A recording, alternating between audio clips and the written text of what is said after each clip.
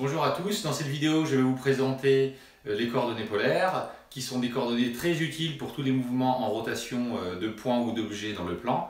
Un peu plus tard nous verrons les coordonnées cylindriques qui sont le complément des coordonnées polaires. Si vous avez bien compris ce que l'on va faire ici sur les coordonnées polaires, vous verrez ça sera très facile de suivre ensuite sur les coordonnées cylindriques. Alors ici j'ai représenté un système de repères en coordonnées cartésiennes avec les vecteurs unitaires UX et UY. Et ensuite, dedans, nous allons définir justement le repère en coordonnées polaires. Le repère en coordonnées polaires, il est constitué de deux vecteurs ici, qui est le vecteur UR et le vecteur Uθ. Le vecteur UR, lui, il sera collinéaire au rayon de la trajectoire. Le vecteur Uθ, on le revérifiera après, il doit être collinéaire, il doit être ici orthogonal à Uθ.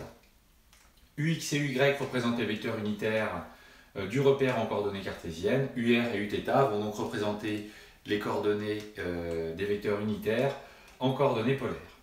Donc, ce que l'on va faire dans un premier temps, c'est un petit exercice de projection pour représenter les vecteurs UR et Uθ dans la base cartésienne.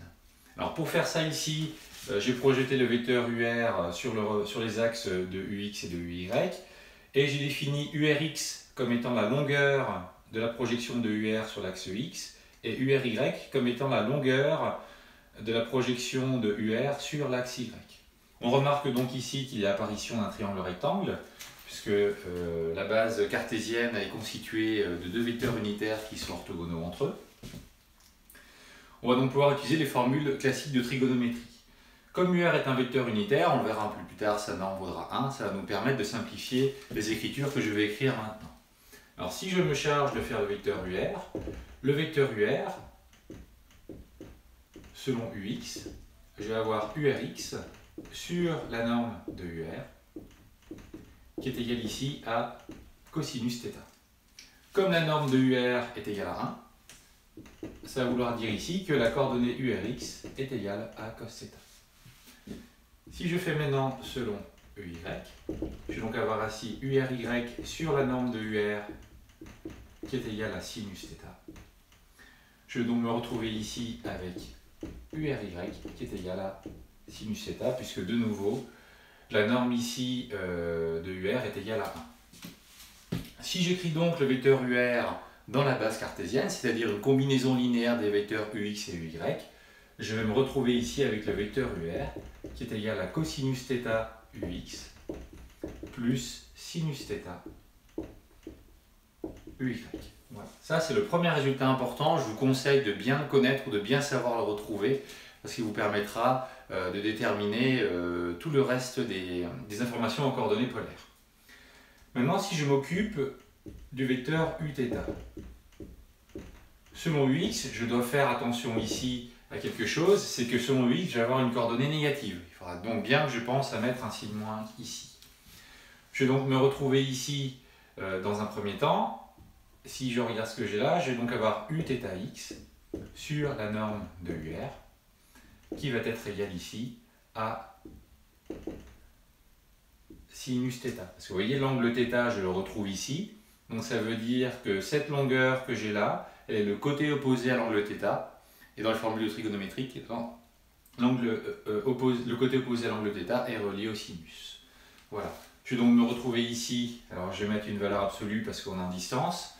Donc ça va vouloir dire ici que je vais avoir Uθx en coordonnées qui va être égal à moins sinus θ. Si je fais pareil selon UY, je vais me retrouver ici avec Uθy sur ici la norme de Uθ. Alors pardon, ici c'est la norme de Uθ, ici aussi je mets la norme de Uθ. Je vais donc me retrouver ici avec cette longueur là qui est une longueur positive, d'accord, donc une coordonnée positive ici selon l'axe UY, c'est le côté adjacent en θ, je vais donc me retrouver avec un cosinus.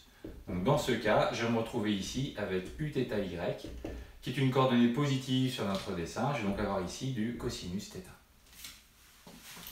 Voilà. Donc j'ai les deux coordonnées de Uθ qui sont moins sinus θ et cosinus θ. Je vais donc me retrouver avec Uθ, qui lui aussi est une combinaison linéaire des vecteurs UX et UY. Cette fois-ci, ça sera moins sinus θ UX plus cosinus θ UY. Voilà le deuxième résultat important à retenir ici. Donc voilà, on va résumer ça ici et on va voir après comment on peut les utiliser pour déterminer les coordonnées d'un point en coordonnées polaires et ensuite déterminer sa vitesse et son accélération.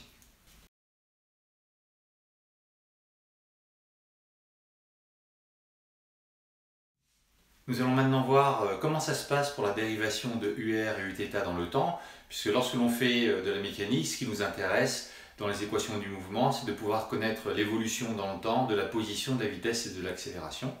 Il va donc falloir pouvoir être capable de dériver le vecteur position en fonction du temps en coordonnées polaires.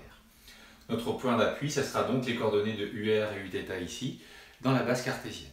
Il ne faudra pas oublier, je rappellerai, mais que θ est la position en coordonnées polaires et la position angulaire en coordonnées polaires, donc θ varie en fonction du temps. Voilà, ça sera un point important pour la suite des calculs. Mais dans un premier temps, on va déjà vérifier que UR et Uθ sont bien des vecteurs unitaires, qui sont bien orthogonaux entre eux, d'accord, pour former ici une base orthonormée. Alors pour l'orthogonalité, c'est très facile, on va faire le produit scalaire. Donc si je fais ici UR scalaire Uθ, je vais me retrouver avec moins cos θ sinus θ plus sinus θ cos θ. C'est bien égal à 0. Donc j'ai ici UR qui est orthogonal à Uθ. Si ensuite je fais la norme de UR, la norme de UR c'est égal à la racine carrée de cosinus carré θ plus sinus carré θ. C'est donc égal à 1, puisque par propriété cos carré θ plus sinus carré θ c'est égal à 1. Je procède pareil pour la norme de Uθ. La norme de Uθ, ça va être ici racine carrée de moins cos carré θ plus sinus carré θ. Le carré fait disparaître le signe moins. Je me retrouve bien avec une norme de 1. J'ai donc bien UR et Uθ qui sont des vecteurs unitaires. Ils sont de plus orthogonaux. Donc UR et Uθ forment bien ici une base orthonormée.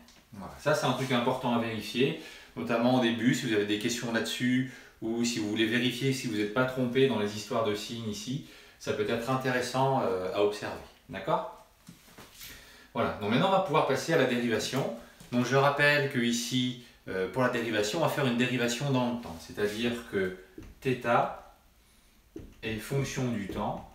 Donc ça veut dire, sous-entendu, lorsque j'écris θ, je vais vouloir écrire en fait θ de t, d'accord? θ est fonction du temps, ok?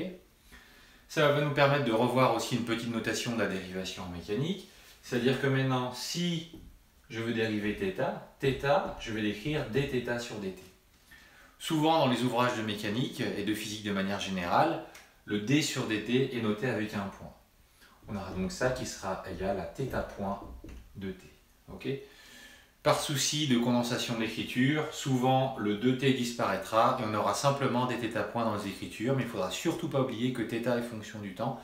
C'est une erreur qui est souvent commise et qui dans les dérivations parfois ou même dans les intégrations provoque des erreurs de calcul assez classiques et assez fréquentes qui peuvent être préjudicieuses ensuite dans vos résultats. D'accord?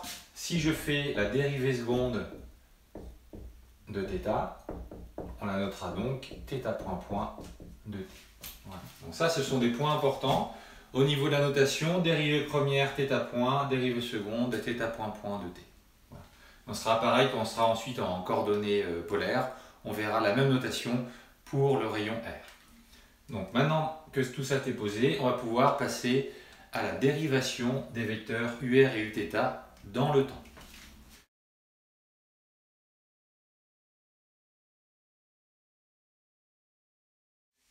Pour dériver dans le temps le vecteur UR et Uθ, on va poser donc cette équation dUR sur dt, c'est d sur tt de toute l'expression ici du vecteur UR dans la base cartésienne. Alors, il ne faut pas oublier justement que θ est fonction du temps. Donc, quand on va dériver cos θ, on va dériver sinus θ, ici, on va se retrouver avec des fonctions composées. D'accord? Donc, il faudra bien connaître les dérivées de vos fonctions composées pour les fonctions trigonométriques pour bien réussir ce genre de calcul. Quand je vais dériver dans le temps ux et uy, comme ici, c'est mon repère UR, Uθ qui tourne dans la base fixe ux et uy, dans le temps, ux et uy sont des vecteurs constants. Leurs coordonnées, direction, sens et norme, ne bougent pas dans le temps. D'accord? Donc leur dérivée sera nulle.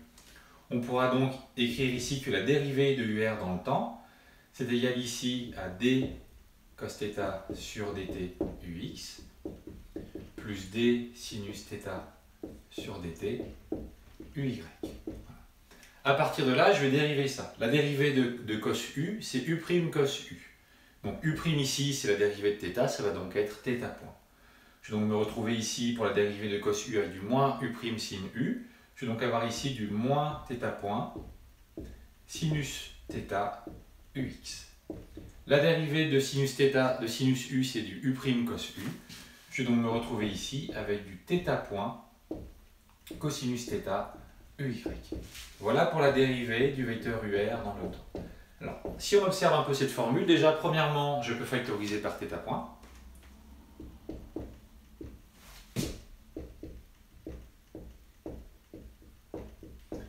Et ensuite, à partir de là, on va pouvoir faire une observation très intéressante. C'est que dans la parenthèse, je retrouve les coordonnées de uθ. Bon, ça, c'est vraiment une astuce très intéressante à mémoriser pour retrouver les résultats facilement. Je retrouve ici du θ point uθ.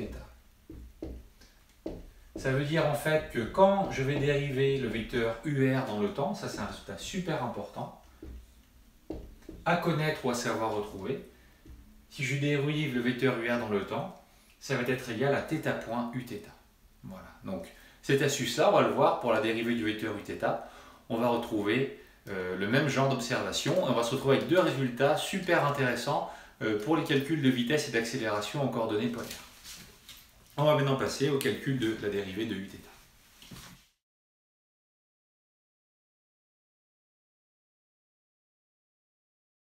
Maintenant que les rappels sont faits pour la dérivée de uθ dans le temps, ça va aller un peu plus vite.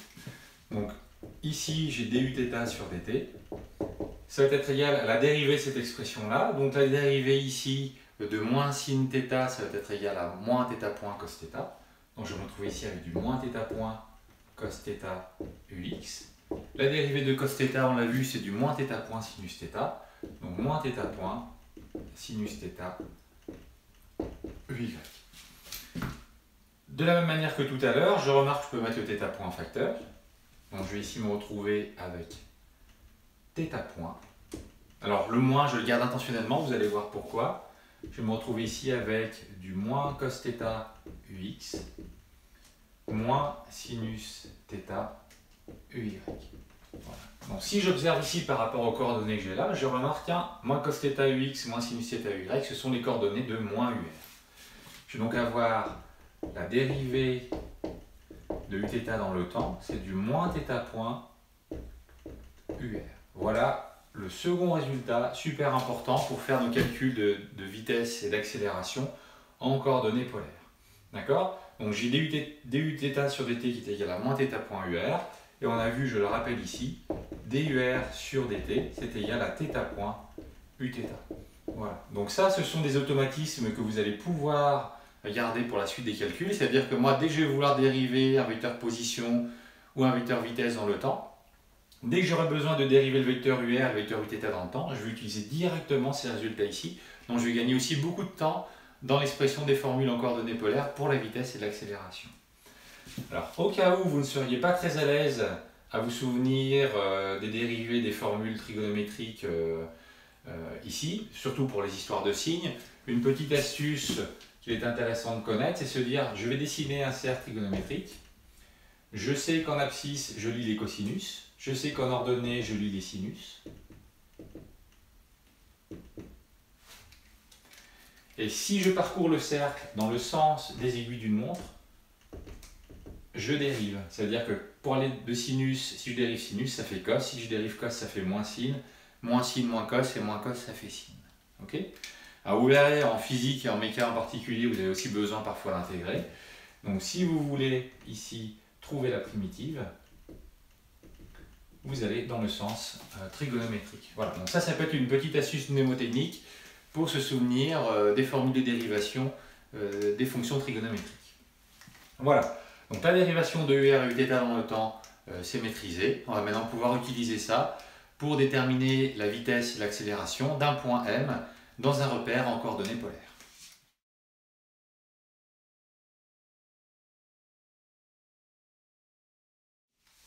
Alors nous allons maintenant définir la vitesse d'un point M en coordonnées polaires. Donc ici j'ai repris un point M qui est dans un repère cartésien. Donc si je prends le point M dans le repère cartésien, il aurait pour coordonnées ici X et Y. Donc si je voulais avoir la vitesse du vecteur OM en coordonnées cartésiennes, je dériverais dans le temps les expressions des coordonnées X et des coordonnées Y. Maintenant, si ce point suit une trajectoire curviligne ou une trajectoire circulaire, je vais pouvoir plutôt utiliser les coordonnées polaires qui sont beaucoup plus pratiques ici. Et en coordonnées polaires, si je veux situer le point M dans ce repère ici en coordonnées polaires, je vais donc avoir ici la distance du point M au point O selon le vecteur UR. Le vecteur UR, lui, il est collinéaire au rayon de la trajectoire. C'est-à-dire qu'il faut imaginer ici, par exemple, que le point M a cette trajectoire courbée ici. D'accord ? Et donc le vecteur UR ici est collinéaire au rayon de cette courbure. D'accord ? Donc ça veut dire que si je regarde les coordonnées du point M en coordonnées polaires, je vais pouvoir le situer par sa distance par rapport au point O, c'est la distance R, et je vais aussi pouvoir le situer par rapport à l'angle qu'il forme par rapport au vecteur UX. D'accord ? Donc ça veut dire qu'en coordonnées polaires, les coordonnées de OM, ça sera la distance R et l'angle θ. D'accord ? Avec θ ici, qui est égal toujours à l'angle UX-OM. Maintenant, si je définis ce vecteur OM par une combinaison linéaire, donc par la combinaison linéaire ici des vecteurs UR et Uθ, je vais me retrouver avec le vecteur OM qui est égal à RUR, simplement. Je ne peux rien dire d'autre, je sais simplement que le vecteur OM, c'est le dessin qui le dit ici, et la définition des coordonnées polaires, c'est que le vecteur OM, il est corolinéaire toujours au vecteur UR. Donc ça veut dire que le vecteur OM, c'est R fois le vecteur UR. Et ça va être notre point de départ pour déterminer la vitesse du point M en coordonnées polaires. Donc si je veux déterminer la vitesse du point M en coordonnées polaires, je vais dériver. Donc je vais dériver dans le temps le vecteur OM, ça va donc être la dérivée dans le temps de RUR. Et c'est à ce moment-là que vous allez voir, on va apprécier d'avoir justement un résultat pour UR et pour Uθ. Donc si je dérive RUR, ben cette fois-ci, je vois que dans mon système ici, le vecteur UR, lui, il bouge dans le temps. C'est-à-dire qu'à un instant t donné, le vecteur UR, il a cette direction et ce sens. D'accord ? Ici, il va avoir une nouvelle direction. D'accord ? Donc ça veut dire que comme la direction change au cours du temps, le vecteur UR n'est pas constant. Il faut donc que j'ai son expression en fonction du temps. Je vais donc avoir ici la dérivée du rayon R fois UR plus R dUR sur dt. D'accord ? Ça se dérive de manière classique comme en maths, c'est la dérivée de U fois V, c'est U'V plus UV'. D'accord ? Donc là, ça va devenir mon vecteur vitesse. Le vecteur vitesse, du coup, il va avoir une composante selon UR. La dérivée de dr sur dt, je vais plutôt la noter R point, comme on a vu tout à l'heure. Et puis ensuite, c'est là que c'est intéressant, parce que la dérivée de dUR sur dt, souvenez-vous, c'est égal à θ point Uθ. Je vais donc me retrouver ici avec du R point R θ point Uθ. Je vois donc que cette fois-ci, le vecteur V, c'est une combinaison linéaire du vecteur UR et du vecteur Uθ. D'accord ? Donc cette fois-ci, le vecteur V, lui, n'est pas orienté selon UR. Donc du coup, il sera orienté, ici, là j'ai mis un peu au hasard, mais il sera une combinaison linéaire de UR et Uθ. Donc voilà ici pour ces valeurs-là. D'accord ? Donc j'ai le R point ici, le Rθ point qui est ici. On verra ensuite que dans le cas particulier des mouvements circulaires, comme R sera constante, la partie en R point disparaîtra ici. Donc premier résultat important, et vous voyez on peut le retrouver facilement en partant du vecteur OM et en le dérivant une seule fois, c'est l'expression de la vitesse. D'accord ? Donc R point UR plus Rθ point Uθ, ça reste encore une formule facile à mémoriser. J'aurais plutôt tendance à vous conseiller d'essayer de la retrouver, c'est un très bon entraînement et c'est une très bonne manière aussi de la mémoriser. On va pouvoir maintenant passer à l'accélération.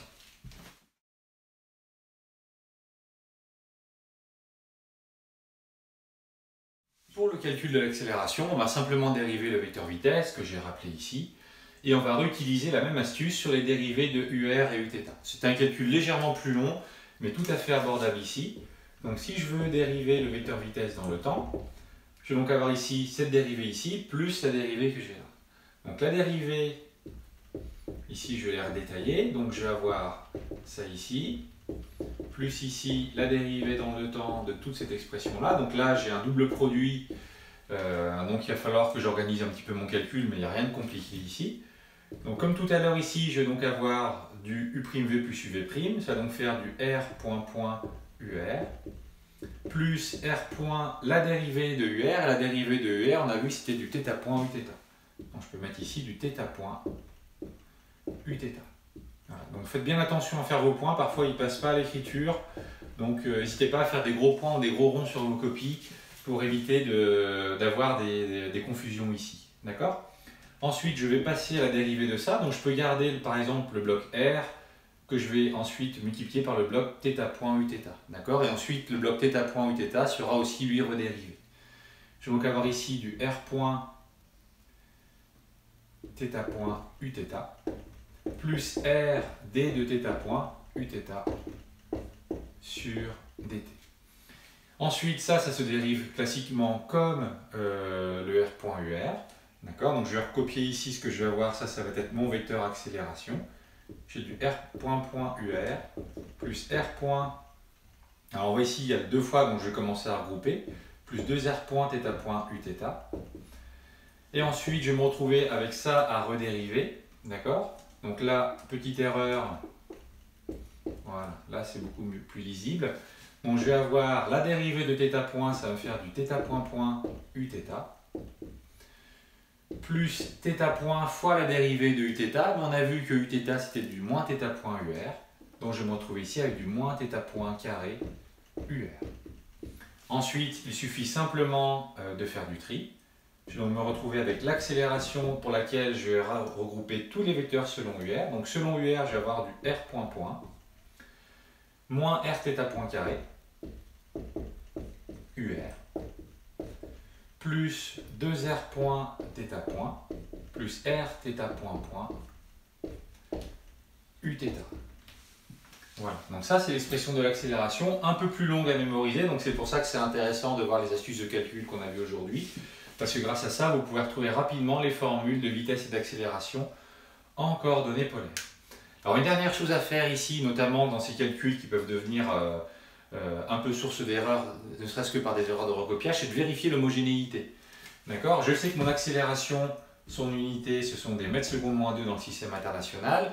Je vais vérifier que ici tout est homogène à des mètres secondes moins 2. Donc la dérivée seconde d'une distance par rapport au temps, ce sont bien des mètres secondes moins 2. Ici, la dérivée, donc θ point, c'est en secondes moins 1, en radians secondes moins 1, mais comme les radians n'ont pas de dimension, ici j'ai des secondes moins 1 au carré, ça fait bien des secondes moins 2. Donc là, je suis bien en mètres secondes moins 2, mètres secondes moins 2. Ici, je vais avoir mètres secondes moins 1 fois seconde moins 1, ça fera bien des mètres secondes moins 2. Et ici, je vais avoir des mètres secondes moins 2 directement. Donc tout est homogène ici à une accélération. C'est bon, j'ai évité des grosses erreurs de calcul. Et ça, c'est toujours une habitude à prendre en physique, c'est de vérifier l'homogénéité de vos formules pour éviter ensuite d'avoir à galérer, à patachonner dans la suite des exercices ou dans la résolution de vos problèmes à cause d'erreurs d'homogénéité. Donc voilà, ici on a défini l'accélération et la vitesse en coordonnées polaires. Donc ici c'était l'accélération. On va pouvoir maintenant très facilement voir son expression en coordonnées cylindriques.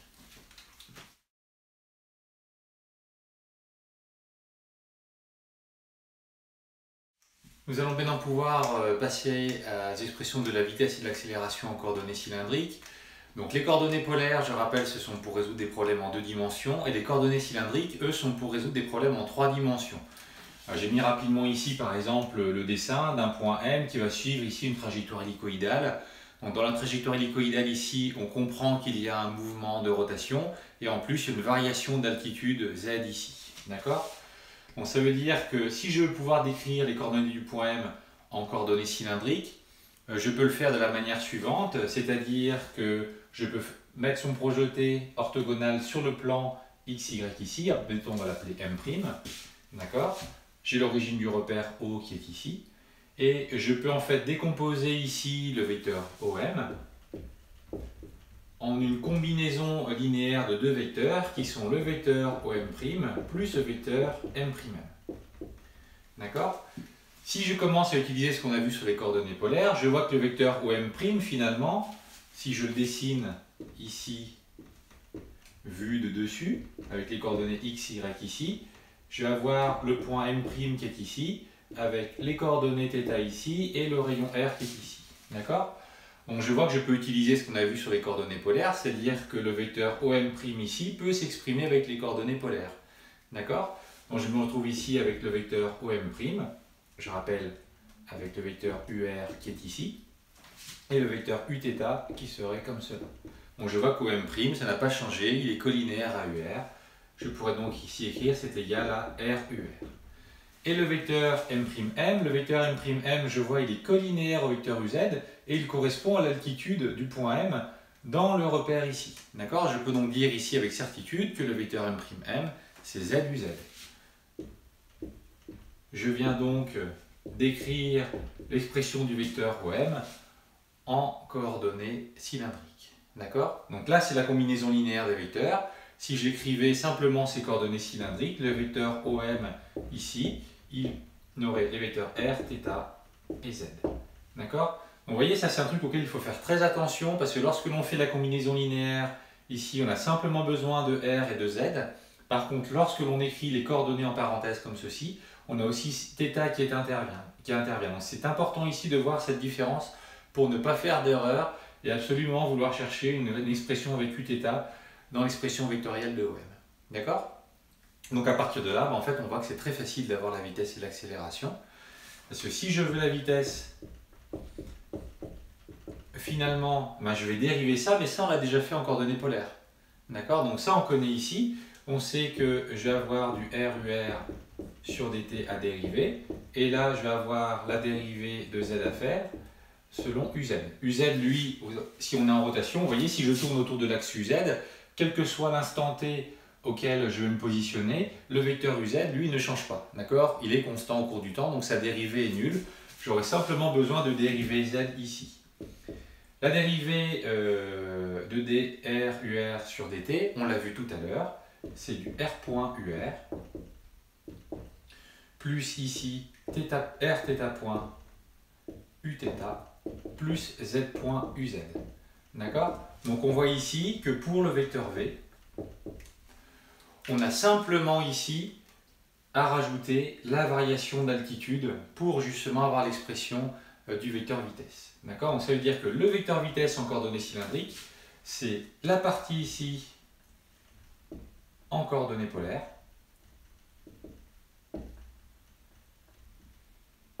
plus la vitesse verticale ici qui est le z point. Donc vous voyez, c'est très simple. On peut déjà l'annoncer que pour l'accélération, ça sera l'accélération polaire plus un z point. C'est ce que l'on va vérifier maintenant.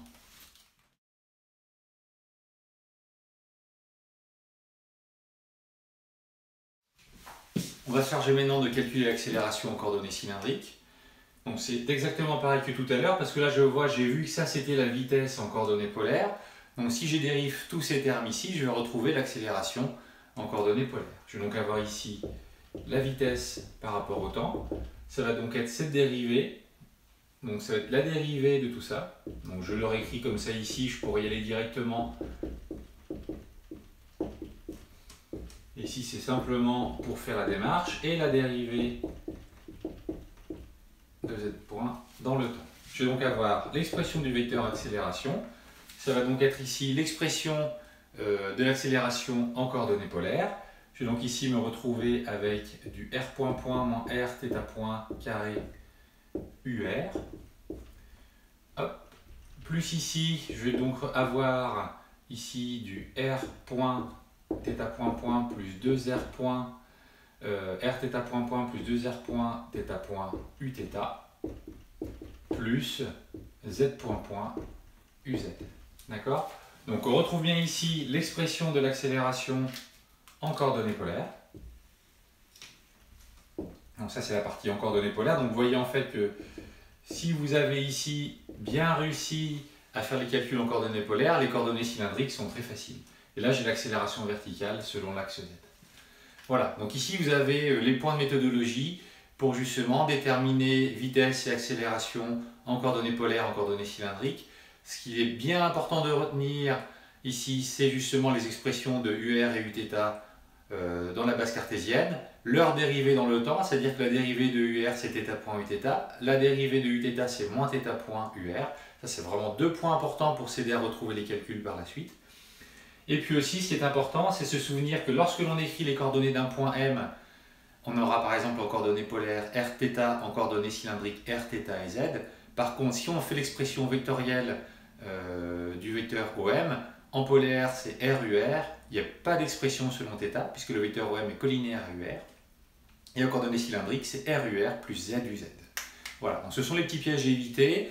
Bien écrire à chaque fois, bien mettre à part rang tous ces points, vérifier ici que tout est homogène à chaque fois à des mètres secondes moins 1 pour la vitesse et des mètres secondes moins 2 pour l'accélération. Alors, maintenant, on va voir un petit exemple très classique avec le pendule simple pour voir comment justement on peut appliquer le principe fondamental de la dynamique, deuxième loi de Newton, en coordonnées polaires et voir justement comment est-ce qu'on peut aboutir à l'équation du mouvement ou éventuellement à déterminer l'expression d'une force en coordonnées polaires.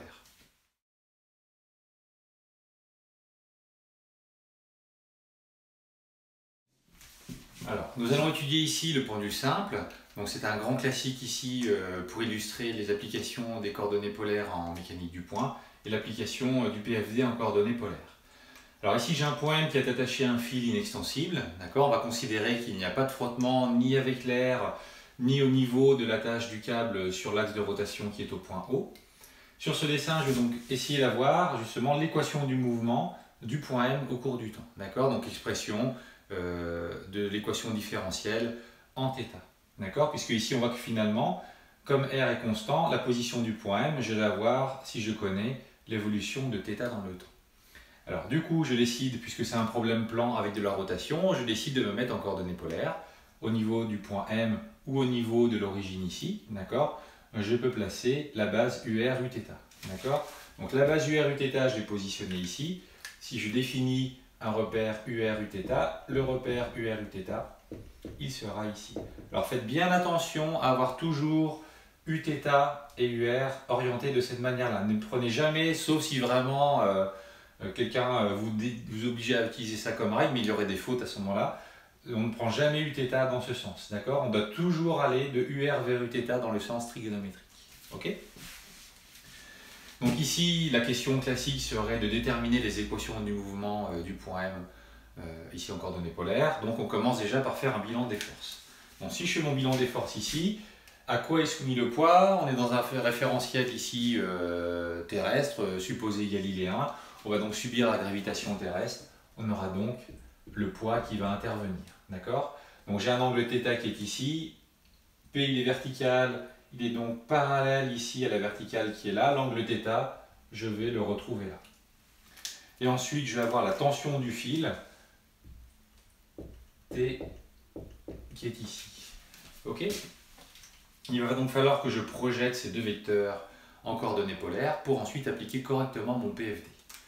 Alors, je commence par le plus facile, la tension du fil, T ici.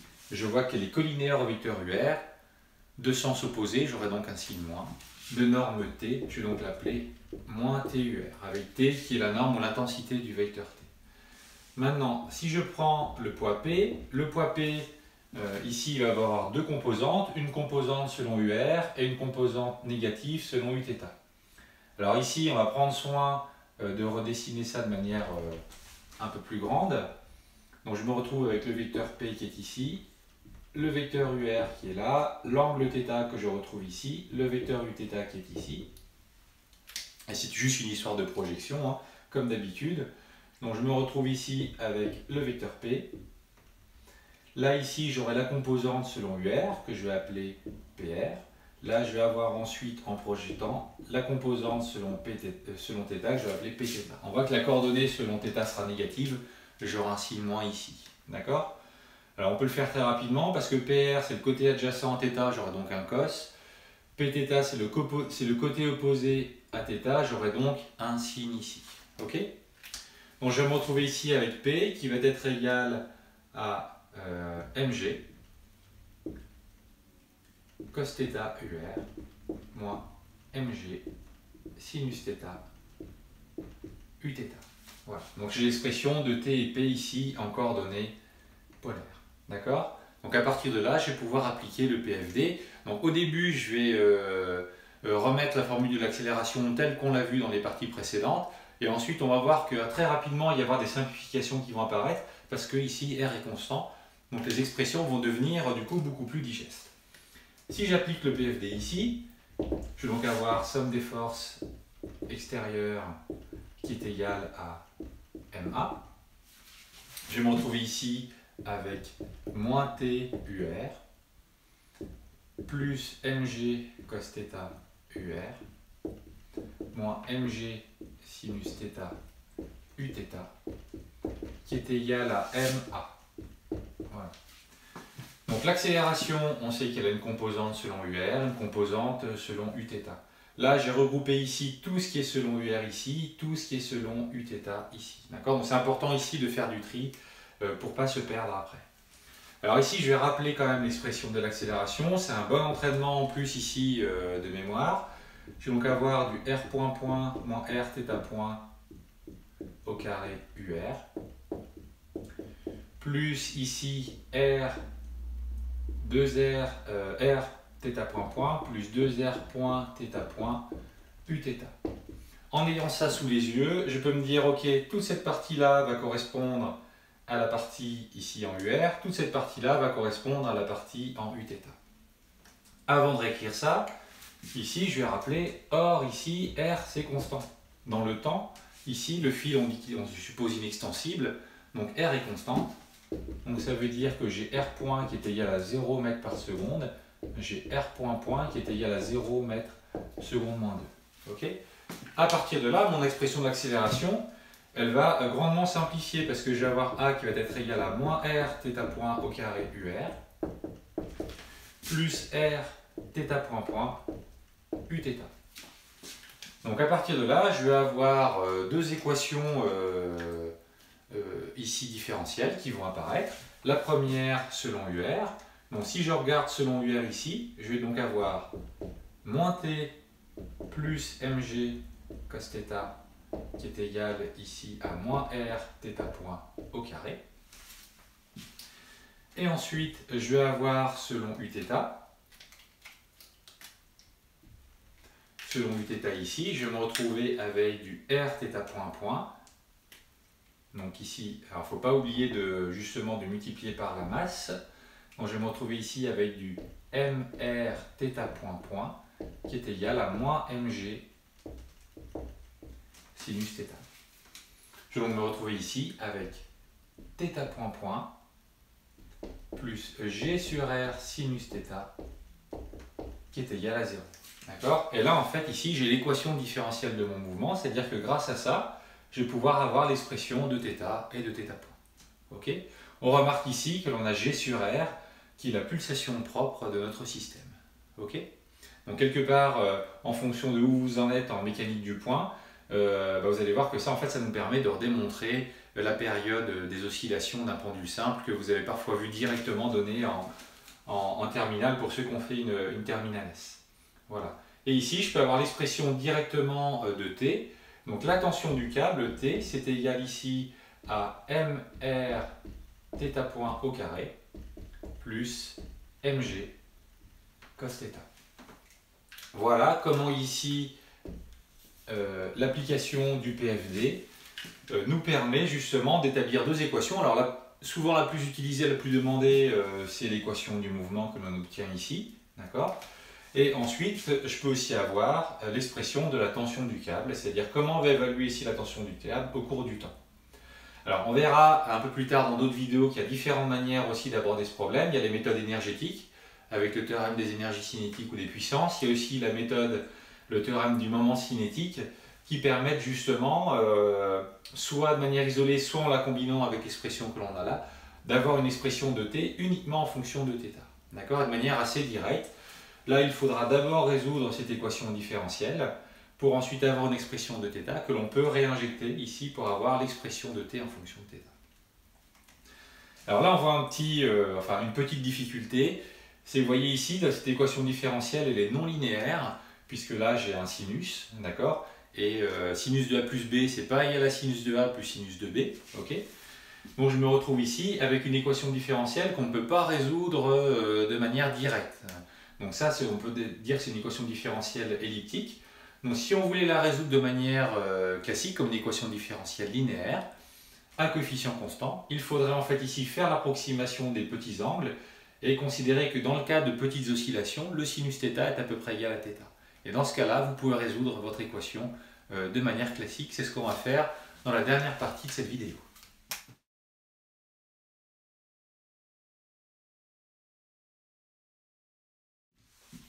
Dans le cas des petits angles, on peut donc considérer ici que sinus θ, c'est à peu près égal à θ. D'accord? On verra un peu plus tard en mathématiques que là, du coup, un θ petit, ça correspond ici à faire un développement limité de la fonction sinus θ. Et ici, pour les petits ordres, sinus θ, c'est à peu près égal à θ. Je vais donc avoir mon équation différentielle de tout à l'heure, qui s'écrivait θ point plus g sur r sinus θ, qui est égal à 0, qui va devenir θ point point plus g sur r θ, qui est égal à 0. J'observe donc ici une équation différentielle du second ordre à coefficient constant. D'accord? C'est une équation assez classique ici. D'accord? Donc si je prends le format très général des équations différentielles du second ordre à coefficient constant, d'accord, je me retrouve ici avec du du sur dt2 plus ici oméga 0 sur q du sur dt plus oméga 0 carré u qui est égal à 0. D'accord, avec u ici qui est une fonction du temps quelconque. Dans notre cas ici, u est remplacé par θ. D'accord? Donc là, de manière générale, vous avez des formats de solutions tout faits ici qui vont dépendre du signe du delta, puisqu'il faut ici procéder à la résolution du polynôme caractéristique. D'accord? Alors je ne reviens pas dessus ici, je reviendrai peut-être dessus en détail sur des vidéos dédiées aux équations différentielles de base pour la physique. D'accord? Donc là, je sais ici que je vais avoir par identification mon oméga 0 carré qui est égal à g sur r. Donc déjà, la première information que j'ai, c'est que oméga 0 carré égale g sur r. J'ai donc oméga 0 qui est égal à la racine carrée de g sur r. Or, oméga 0, c'est égal à 2pi f0, par définition de la période, d'accord, de la relation entre la pulsation et puis la fréquence. Donc ça veut dire qu'ensuite, moi, si je veux la période, d'accord, je vais faire du coup l'inverse de cette expression qui est ici. Je vais donc avoir ma période qui va être égale ici à 2pi racine de r sur g. Ok? Donc ça, c'est une expression que vous avez du coup souvent vue de manière directe et s'obtient par l'établissement de cette équation différentielle. Alors cette équation différentielle du second ordre, il y a une particularité ici, c'est que le terme avec la dérivée première n'apparaît pas. Ici, j'ai un coefficient devant le θ qui est positif, donc si je faisais le polynôme caractéristique, j'aurais un delta négatif. Okay, si je fais le delta ici, donc b carré moins 4ac, ça va me faire du moins 4g sur r. Il est donc négatif, j'ai donc deux racines complexes. Okay, donc ces deux racines complexes mènent à une solution ici pour θ de t, qui va être de la forme θ de t qui est égal à a cosinus oméga t plus phi, avec a qui est l'amplitude des oscillations et phi qui est la phase. Donc là, j'ai deux constantes, d'accord? Si je veux les déterminer, il me faudra donc deux conditions initiales, d'accord? Donc souvent une condition sur la position et puis sur la vitesse, d'accord? Donc on va voir ici comment les déterminer.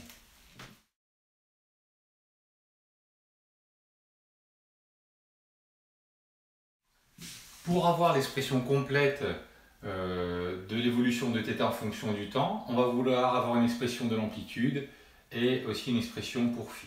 J'ai défini deux conditions initiales ici qui sont à t égale 0. Donc à t égale 0, je pars avec une position initiale θ0. Okay, et on va dire qu'ici qu'on part sans vitesse. Donc sans vitesse, j'ai θ point 0 qui est égal à 0. Donc ça veut dire ici que je vais aussi calculer θ de t. Donc θ de t, c'est la dérivée de ça. Donc je vais me retrouver ici avec une fonction composée. La dérivée de cos u, c'est moins u' sin u. Je suis donc ici, je vais avoir du moins a oméga sinus oméga t plus phi. Ok? Donc je vais avoir du coup ici deux conditions, donc deux équations. Pour mes deux inconnus, c'est parfait. J'ai θ de 0 qui est égal ici à a cos phi. D'accord? Donc ici, c'est égal à θ0. Et ensuite, j'ai θ point de 0 ici, qui va être égal à moins a oméga sinus phi, qui est égal à 0. D'accord? Donc grâce ici à ces deux équations, je vais pouvoir déterminer a et phi. Alors si je regarde la première, a cos phi égale θ0, ça veut dire que je peux avoir n'importe quelle valeur pour a, n'importe quelle valeur pour phi qui pourrait me donner θ0. Alors je vais me reporter sur la deuxième équation. La deuxième équation, là c'est un peu plus facile parce que ça vaut 0. Donc si l'amplitude vaut 0, c'est pas très utile parce que si l'amplitude vaut 0, ça veut dire qu'à tout instant, ici mon pendule il sera à la verticale, il ne se passe rien. Donc a priori l'amplitude n'est pas égale à 0 ici. Donc ça veut dire que tout va se jouer sur phi. Donc cette expression est nulle si sinus phi vaut 0. Donc ça, c'est équivaut à dire qu'on a sinus phi qui est égal à 0. Donc phi égale ici 0 radian. D'accord? Donc je vais pouvoir reporter ça dans l'équation numéro 1. Je vais avoir a cos de 0 qui est égal à θ0. Ici. Je vais donc avoir ici a qui est égal à θ0. J'ai donc ici mes deux informations. A est égal à θ0. Ensuite, phi est égal à 0. J'ai donc l'expression finale de θ de t ici. C'est égal à θ0 cosinus oméga t. D'accord? Donc là, je n'ai pas de déphasage par rapport à l'origine. Je vais donc avoir des oscillations classiques autour justement de la position 0. D'accord? Donc c'est-à-dire que là, mon pendule, il n'y a pas de frottement. Il va donc osciller entre θ0 et moins θ0. Voilà ici ce que va décrire notre pendule. Donc voilà ici pour cette première partie sur les coordonnées polaires et cylindriques et sur leur application pour justement déterminer les équations du mouvement, vitesse, accélération et leur application dans le PFD. Donc on verra dans des futures vidéos comment appliquer ces systèmes de coordonnées pour justement le théorème de l'énergie cinétique ou théorème des puissances et puis aussi pour les moments cinétiques.